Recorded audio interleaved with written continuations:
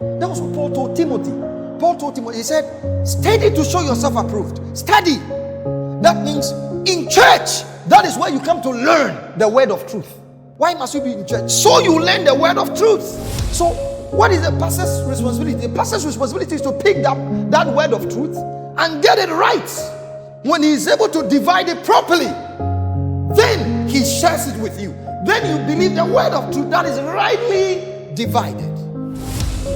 The pastor, who happened to be a prophet, came and picked this scripture and preached and preached and preached. And then he said, you know, there are certain King Uzziahs in your life. If they don't die, you will not see the glory of God. And we see when Uzziah died, then Isaiah saw the glory of how?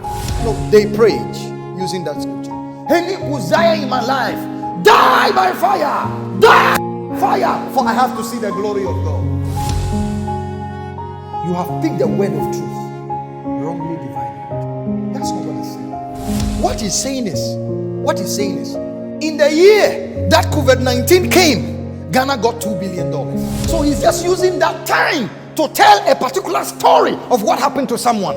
It's not to mean that this is the reason why that was happening. No.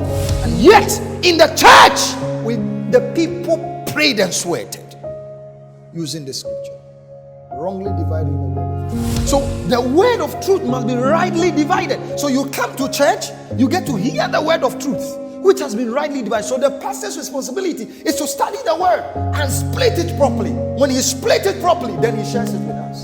So we come to church to hear the word, to be perfected in church. That's why you have to be in church. You see, the more you miss church, the more you get imperfect. The more things get worse with you spiritually. That's the truth.